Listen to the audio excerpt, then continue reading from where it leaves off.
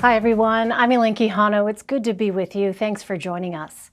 The U.S. Postal Service is warning multiple states it may not be able to deliver mail-in ballots on time.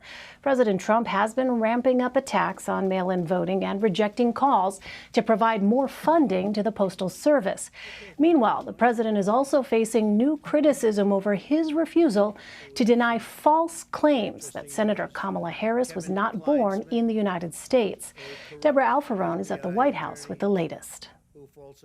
Joe Biden and Kamala Harris are signing the documents today that will allow them to accept the Democratic nominations for president and vice president next week. I heard it today that she doesn't meet the requirements. But President Trump is refusing to knock down a conspiracy theory that Senator Harris is not constitutionally eligible to serve because her parents are immigrants. I have no idea if that's right. I would have assumed the Democrats would have checked that out before she gets chosen to run for vice president. Senator Harris is an American citizen who is eligible to serve. She was born in Oakland, California. Calling for mask mandates nationwide. Today, the Biden-Harris campaign released a new ad supporting Biden's call for a nationwide mask mandate. The estimates by the experts are it will save over 40,000 lives in the next 3 months. President Trump praised his administration's response Friday afternoon. We continue to actively monitor the virus, executing our strategy to protect the vulnerable and prevent hospital overcrowding. With the country battling the pandemic and just 89 days until the election, many Americans are expected to vote by mail. That's sparking another political fight. The Postal Service warned government officials in the battleground states of Pennsylvania and Michigan that it may not be able to deliver ballots in time.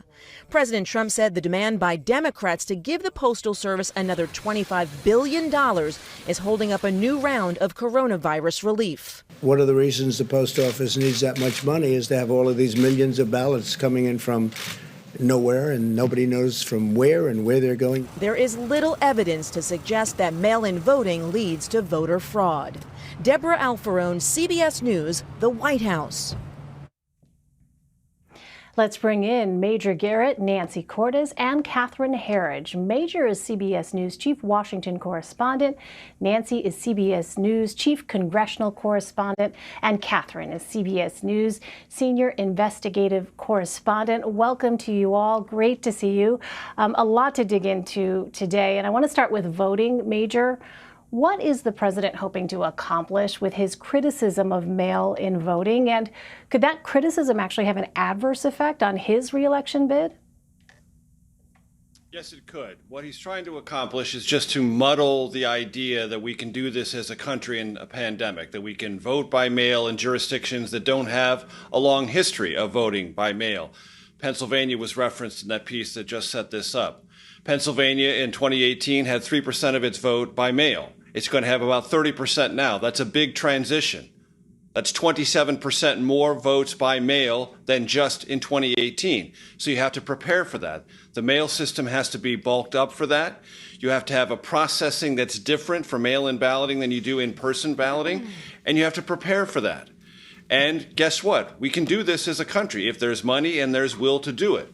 And when the president says, as he did in that clip, we don't know where these ballots are coming from, completely false.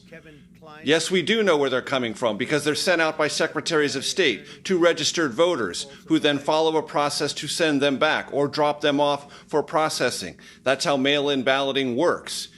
And to inject this kind of doubt about the process does one thing for the president, which is sort of make people wonder if these results are valid. But here's something that goes to the heart of your question, Elaine, that undermines the president. Ask any Secretary of State or any political operative in any battleground state, they will tell you most absentee ballots, or a larger percentage, are filled out by Republicans. That's voting by mail. That's one form of voting by mail.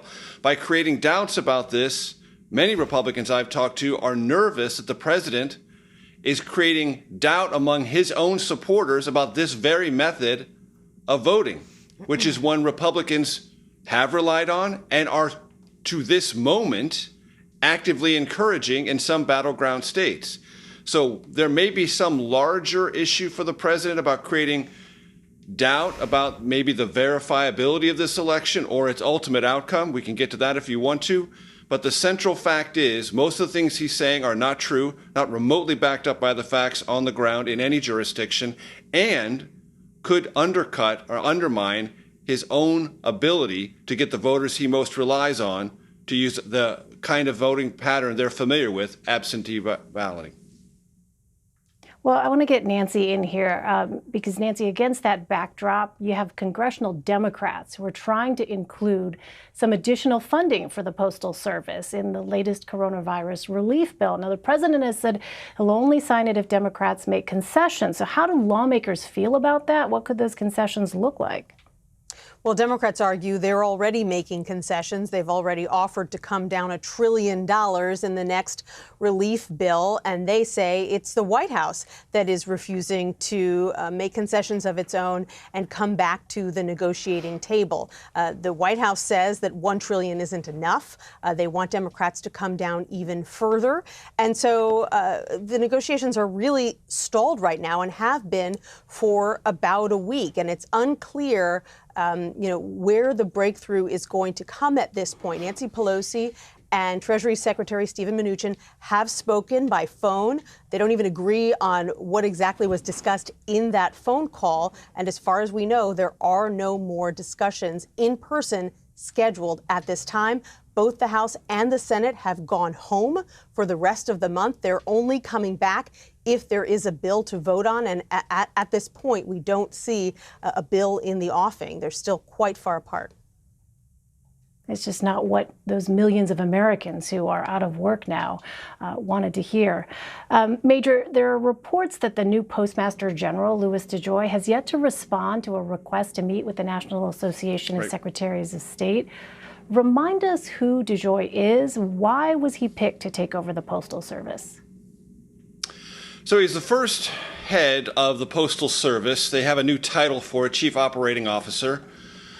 In 20 years, it has no previous experience in the Postal Service. He does have experience, however, with competitors to the Postal Service, and he and his wife have millions of dollars in investments in J.B. Hunt. That's a trucking company that competes with the moving of freight and other kinds of mail, not U.S. Postal Service mail, meaning it competes with the Postal Service, and UPS. That's a kind of potential conflict of interest that hasn't been fully worked out, but it's something that, to those who have watched this position in the past, find somewhat alarming. He's also a very big donor to President Trump. He was one of 3 deputy finance chairs in the 2016 campaign. By the way, Michael Cohen was another. We all know how that turned out.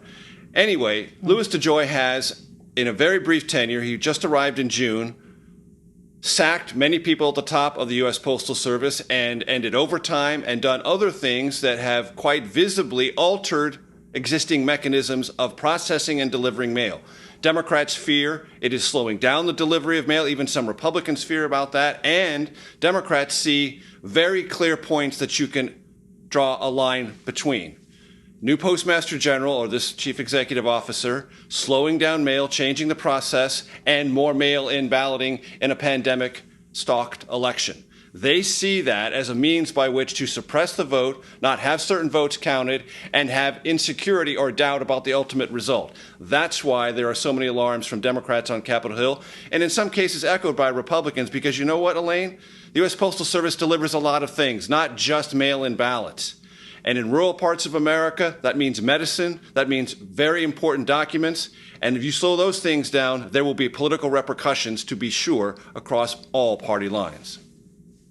I mean, this is such a serious issue.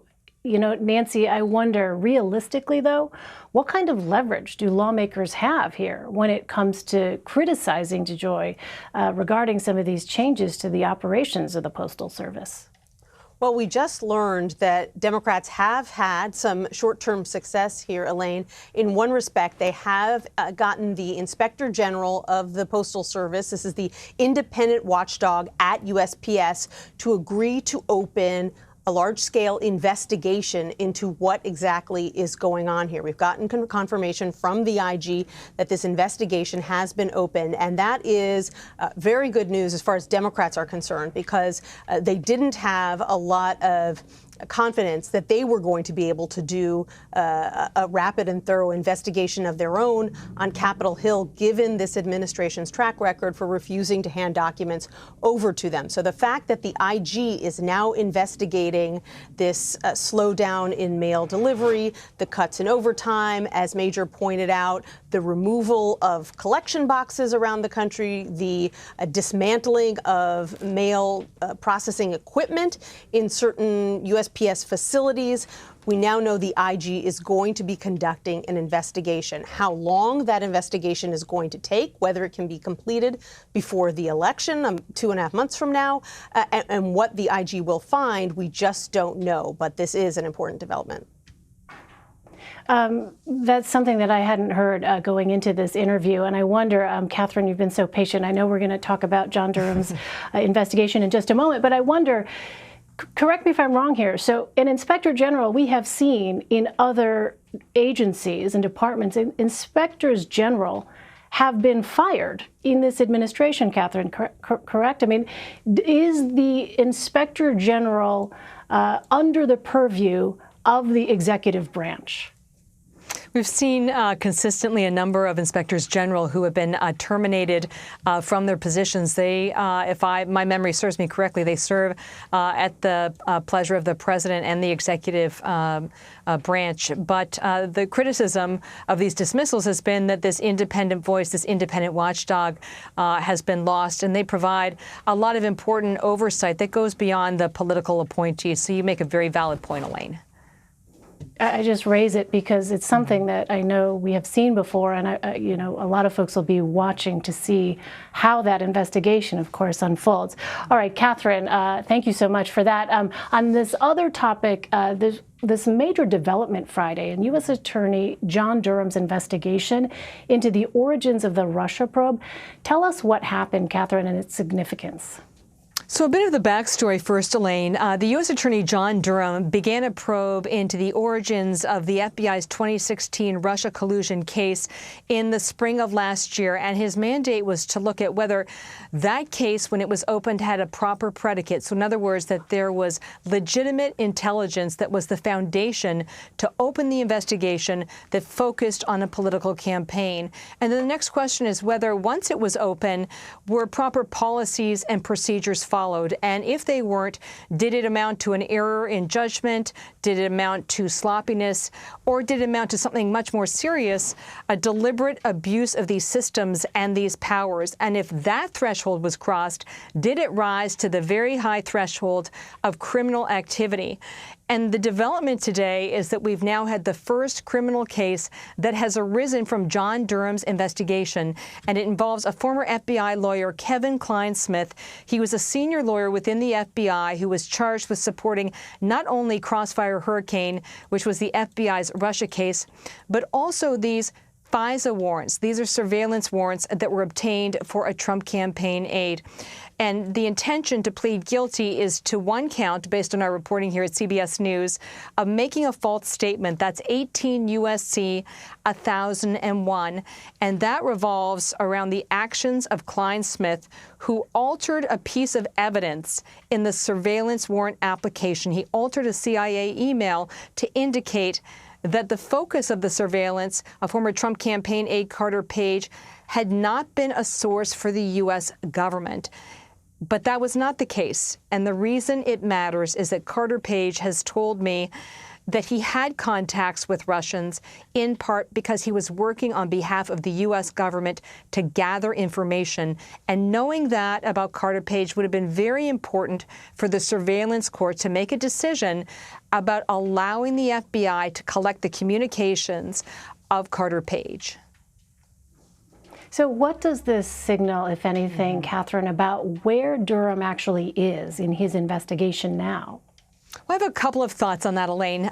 First and foremost, one of the questions is, why is this happening now? And based on my reporting here at CBS News, last month some records were declassified that further implicated Klein-Smith in some activities that were certainly suspect surrounding these what are called defensive briefings of the presidential candidates. And my understanding is that after those records became declassified and public, that Klein-Smith's attorney went to Durham seeking some kind of plea agreement.